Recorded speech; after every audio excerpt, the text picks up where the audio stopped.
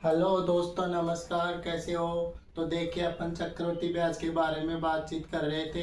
पहले अपन 2 क्लास ले चुके हैं, आज तीसरी क्लास होगी अपनी, जो इस चैप्टर को पूरा करने की कोशिश करेंगे। तो देखिए, अपन आगे बढ़ते हैं। तो दोस्तों, किसी ने अगर दो दो क्लास नहीं देखी तो उनको भी देख लेना, जिससे कि ये तभी समझ में आएगा ये चैप्टर। तो अपन क्वेश्चनों के माध्यम से बात कर रहे हैं, इसको पूरा करने की कोशिश करेंगे। और हर टाइप सीखिए अपने, इससे बाहर एग्जाम में नहीं आता। तो देखिए, पहला क्वेश्चन आज नेक्स्ट टाइप का क्वेश्चन है। चक्रवर्ती ब्याज की किसी दर से एक धनराशि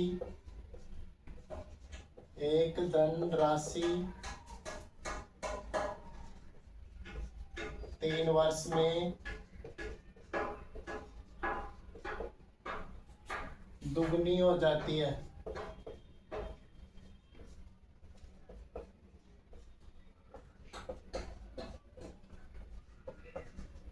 दुगनी हो जाती है तो 9 वर्ष में वह राशि कितना गुना हो जाएगी?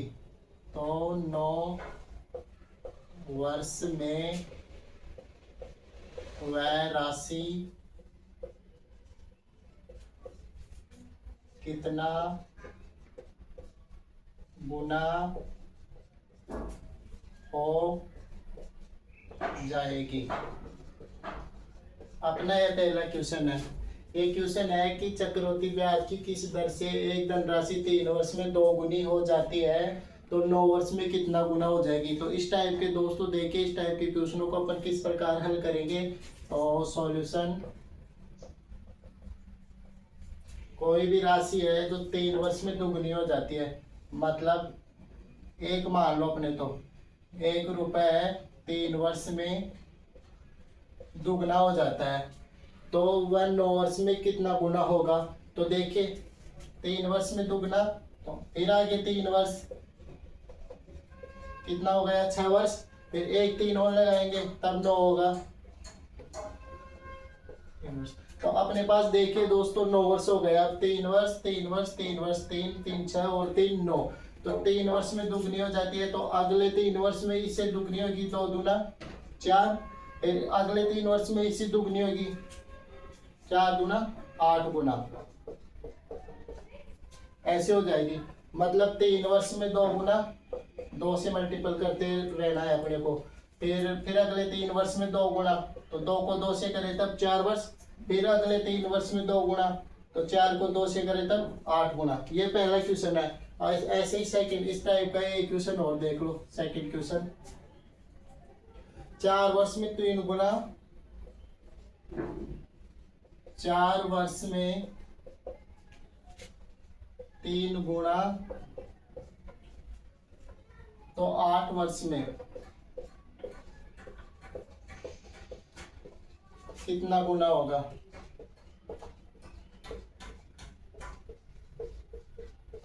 है ना दोस्तों। इसी प्रकार का क्वेश्चन है कि कोई धनराशि 4 वर्ष में 3 गुना हो जाती है, तो 8 वर्ष में कितने गुना होगी? तो दोस्तों देखिए, इसी टाइप से करना है। 4 वर्ष, 4 वर्ष में कितना गुना हो रही है? 3 गुना, मतलब 3 से गुणा करना है, तो 3। तो 8 वर्ष में कितना होगा? तो एक और 4 लगाएं, फिर इसको 3 से मल्टीपल करें, 3 3 9 गुना। तो दोस्तों देखिए, 4 और 4 नीचे वाले ये जोड़ेंगे ना, तब होता जाएगा। जैसे 4 और 4 को जोड़े तब 8 वर्ष आ गया ना, तो 8 वर्ष में कितना गुना आ गया? फाइनल 9 गुना। अब एक क्वेश्चन और देख लो इस टाइप का। 5 वर्ष में 2 गुना हो तो कितने वर्ष में 16 गुना होगा? यह इसी टाइप का है, लेकिन अलग क्वेश्चन है। जैसे 5 वर्ष में 2 गुना हो तो कितने वर्ष में 16 गुना होगी? कितने वर्ष में 16 गुना होगी? ये ऐसा है क्वेश्चन कि कोई धनराशि 5 वर्ष में 2 गुना हो जाती है, तो वह धनराशि कितने वर्ष में 16 गुना होगी। इसमें पूछ रहा था कि 4 वर्ष में 3 गुना हो जाती है, तो 8 वर्ष में कितना गुना होगी। इसमें मतलब वर्ष दे रखा था, इसमें अपने को गुना दे रखा है, इसमें वर्ष निकालना है। तो देखिए दोस्तों, 5 वर्ष, 5 वर्ष में कितनी हो रही है 2 गुना, तो 5 वर्ष में 2 गुना, तो अपने को 16 गुना तक जाना है। तो फिर 2 गुना, 2 दूना 4, फिर 2 गुना,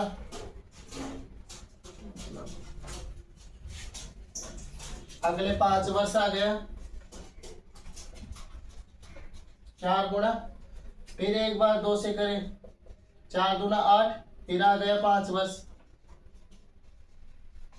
तो यहां तक कितना आ गया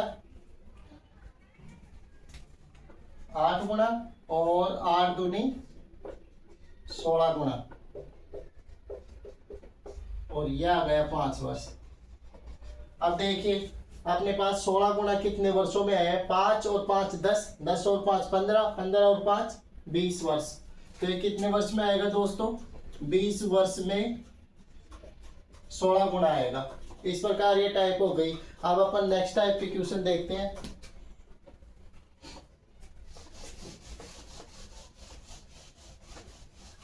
दोस्तों अपन हर टाइप को पूरा कवर करने की कोशिश करी है, तो अपने कमेंट शेयर और लाइक जरूर कीजिए। अब अपन नेक्स्ट टाइप के क्वेश्चन देखते हैं। तो देखिए क्वेश्चन है, चौथा क्वेश्चन है, 2 वर्ष का साधारण ब्याज, 2 वर्ष का साधारण ब्याज अपन शॉर्ट में ही लिख देते हैं, सिंपल इंटरेस्ट 4000 रुपए, वह उसी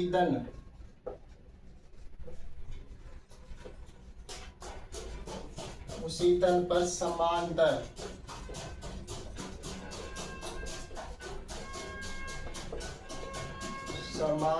पर चक्रवृद्धि ब्याज कंपाउंड इंटरेस्ट 4300 रुपए है। 4300 रुपए प्राप्त हुआ।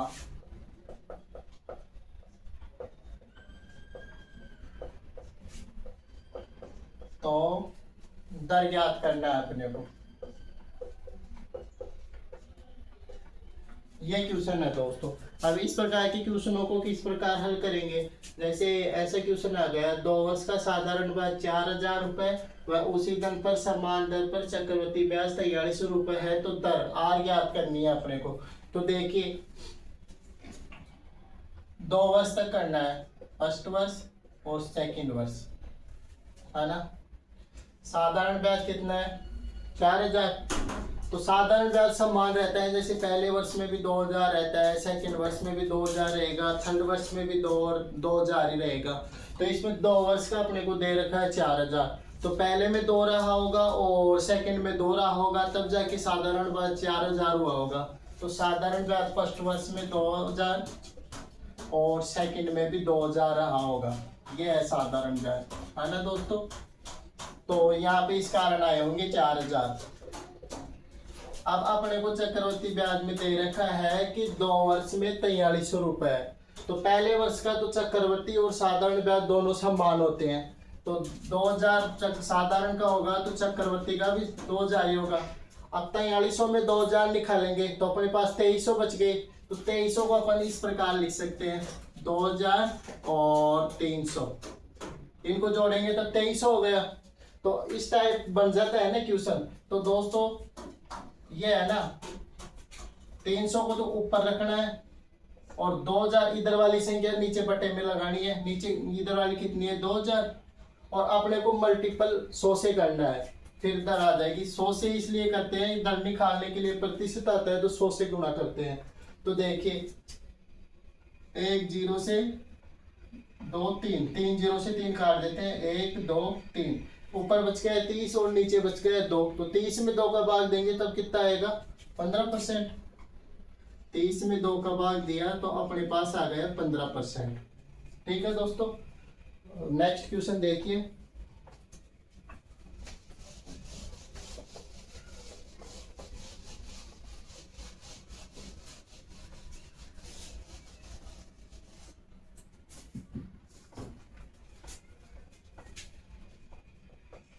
नेक्स्ट क्वेश्चन है, किसी धन पर तीसरे वर्ष का साधारण ब्याज 400 रुपए है। किसी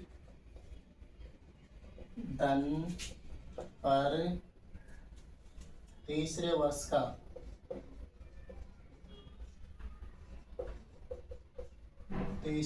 का साधारण ब्याज 400 रुपए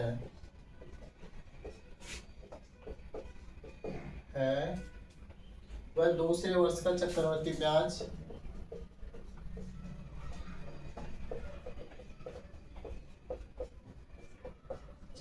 ब्याज 416 रुपए है।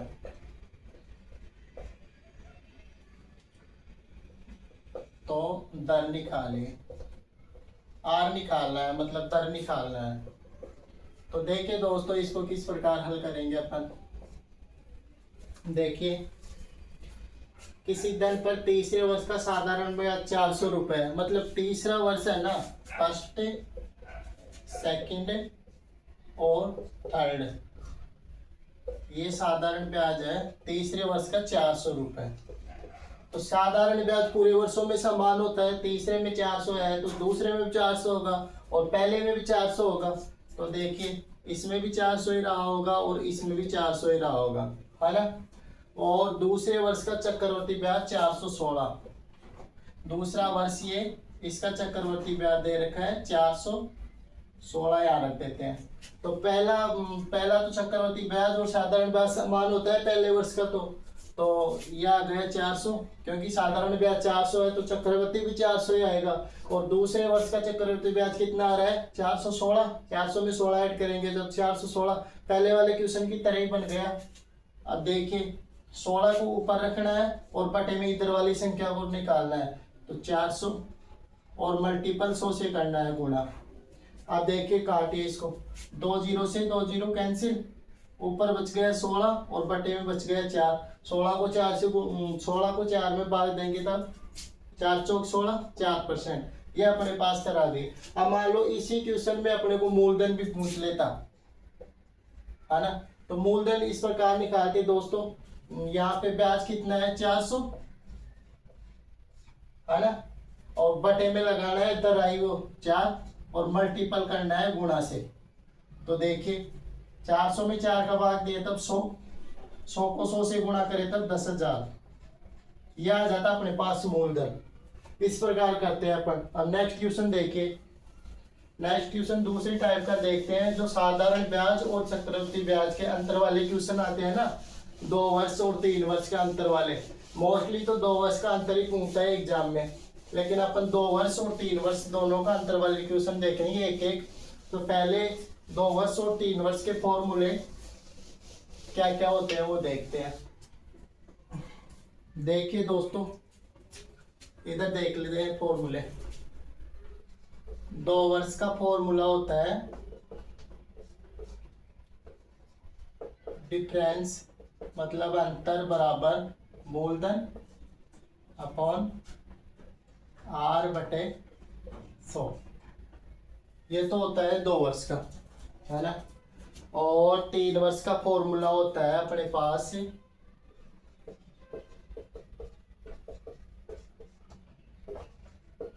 डिफरेंस बराबर मूलधन R upon 100, 300 plus R upon 100।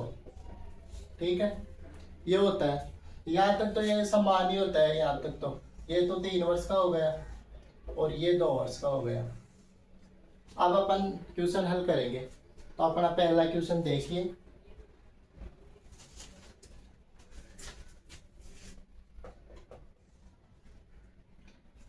मूलधन दे रखा है 5500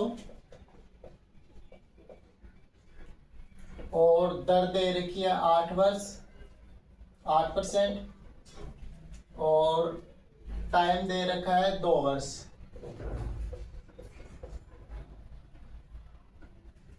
और अपने को चक्रवृद्धि ब्याज और साधारण ब्याज का अंतर ज्ञात करना है। ये क्वेश्चन है ना दोस्तों। तो अपने को देखिए कितने वर्ष का काटना है, 2 वर्ष का, क्योंकि क्वेश्चन में दे रखा है 2 वर्ष। यहाँ पे 3 वर्ष आता है तो ये वाला फॉर्मूला लगाएंगे, और 2 वर्ष आएगा तो ये वाला लगाएंगे। तो फॉर्मूला क्या है अपने पास, 2 वर्ष वाला, डिफरेंस यानी अंतर बराबर पी आर अपॉन 100। ये फॉर्मूला है अपने पास। अब इस फॉर्मूले में ये मान दे रखा है, उसको रखना है। अंतर निकालना है तो अंतर तो ऐसे की ऐसे, पी की जगह रखना है 5500, कोष्टक चालू। आर कितना दे रखा है 8, और बटे में दे रखा है 100, और यहाँ पे स्क्वायर रहेगा दोस्तों, है ना।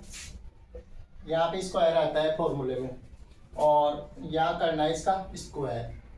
तो देखिए अब इसको हल करना है, हो गए मात्र 5500 गुणा 8 का स्क्वायर, 8 को 2 बार गुणा करते हैं तब क्या आता है, 8 × 8 64, और 100 को 2 बार करेंगे, 100 × 100 10,000, मतलब 4 जीरो आएंगे। ये देखिए अब ये हो जाएगा, इसको काट लो पीट लो, हो जाएगा। देखिए 2 जीरो से 2 जीरो कैंसिल, सही है। अब अपन इसको एक बार 5 से काट लेते हैं, 5 दूना 10, 20 आ गया, ये गया 5 एकम 5 एकम 5 11, और 2 से, अब इससे तो कटेगा नहीं, इससे 2 से काटे, यहाँ आ गया 10 और यहाँ आ गया 32। अब 11 को ऊपर तो बचा 11 और 32, और नीचे बच गया 10। 11 को और 32 को मल्टीपल करेंगे तो कितना आएगा, 2 2 एकम 2 3 5 और 3 352, 352 बटे 10 आ गया। अब 352 में 10 का भाग देंगे तो 35.2 आ जाएगा। ये अपने पास आ गया अंतर। बस इसी प्रकार सेकंड क्वेश्चन देखिए।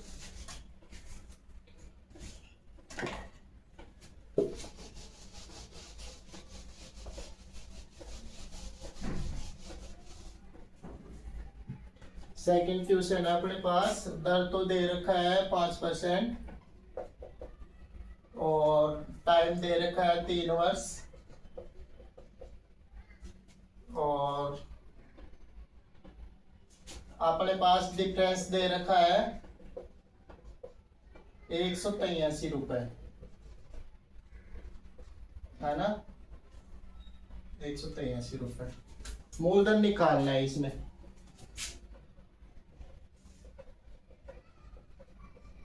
मूलधन निकाल रहे हैं। अब यहाँ कितना दे रखा है 3 वर्ष, तो ये वाला फॉर्मूला लगाएंगे। तो फॉर्मूला है अपने पास, डिफरेंस बराबर P R upon 100 square 300 plus R upon 100। अब इस फॉर्मूले में ये मान पुट करना है। तो देखिए अंतर कितना दे रखा है, यहाँ इसकी जगह तो आएगा 183, और मूलधन तो अपने को निकालना ही है। तो इसको ऐसे कैसे, दर कितनी दे रखा है 5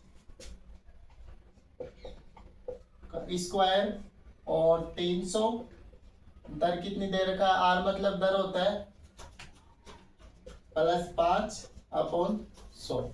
ये आ गया। अब इसको हल करना है मात्र 183 बराबर, अब देखिए दोस्तों 5 को 2 बार किए तो 25, और 100 को 2 बार किए तब 4 जीरो आ जाएगा, और 305 बटे में 100, ये आ गया। अब अपने को एक साइड तो मूलधन रखना है और पूरी संख्या को इस साइड में लाना है। तो देखिए 183 है ना, तो इसको इस साइड लाएंगे तो नीचे वाले तो हो जाएंगे ऊपर, और ऊपर वाला हो जाएगा नीचे। तो देखिए 10,000 बटे 25 मल्टीपल 100 305 बराबर पी, क्योंकि अपने को मूलधन निकालना है। अब इसको वैसे ही काटना है, हल ही करना है मात्र। तो देखिए पहले अपन काट लेते हैं 25 से, 25 चौक 100। अब 305 को इससे काटेंगे, तो अपन काटेंगे ना, तो मैं डायरेक्ट ही आंसर लिख देता हूँ। तो अपने पास आएगा 24,000, मूलधन आएगा अपने पास 24,000, है ना।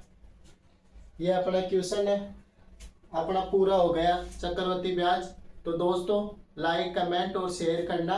अब आगे अपन कमेंट में बताना कि कौन से टॉपिक का अध्ययन करें। वैसे मैं सोच रहा हूँ कि औसत के बारे में देख लेते हैं, धीरे धीरे इसी प्रकार अपन हर टॉपिक को क्लियर करते चलेंगे।